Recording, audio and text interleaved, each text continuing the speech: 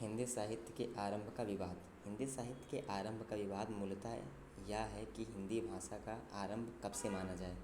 इसका कारण यह है कि साहित्य की धारा तो वैदिक संस्कृति के समय से अवांछनीय रूप से परिवर्तन काल तक प्रवाहित होती रही है। इसलिए हिंदी साहित्य के आरंभ का प्रश्न वस्तुतः इस बिंदु की पहचान से जुड़ा है जहाँ से हम साहित्यिक भाषा के तौर पर हिंदी की शुरुआत मान लें।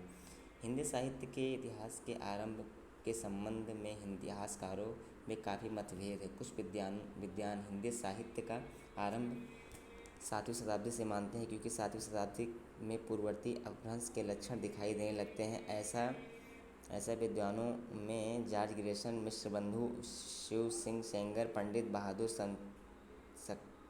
संकृतिन, डॉक्टर नागेंद्र तथा डॉक्टर रामकुमार सरबर्मा शामिल हैं। इसमें से शिव सिंह सेंगर पुष्पदंत को पहला कवि मानते हैं। डॉक्टर रामकुमार वर्मा स्वयंभू को मानते हैं, जबकि पंडित राहुल सांकातायन और डॉक्टर नागेंद्र सिद्ध कवि सरापा को पहला कवि मानते हैं।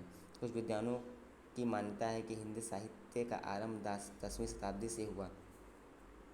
आचार्य द्विवेदी व आचार्य शुक्ल दोनों इस विचार के समर्थनों में प्रयास शामिल हैं। द्विवेदी जी की दृष्टि को इसका कारण भाषिक है, जबकि आचार्य शुक्ल मानते हैं कि भाषिक स्तर पर यद्यपि पुरानी हिंदी का जन्म 7वीं शताब्दी के आसपास हो गया था, किंतु काफ़ी समय तक सांप्रदायिक रचनाएं होती रही हैं, जिनमें साहित्य नहीं माना जा सकता। इसलिए वास्तविक रचना संवत 1050 से 993 ईसा के आसपास से आरंभ हुई है। कुछ अन्य विद्वान मानते हैं कि हिंदी साहित्य का आरंभ 12वीं शताब्दी से हुआ। ऐसा मानने का कारण यह है कि 12वीं शताब्दी के आसपास अपभ्रंश और अवहट्ट से गुजरते हुए हिंदी भाषा पुरानी हिंदी के दौर में प्रवेश कर चुकी थी। ऐसा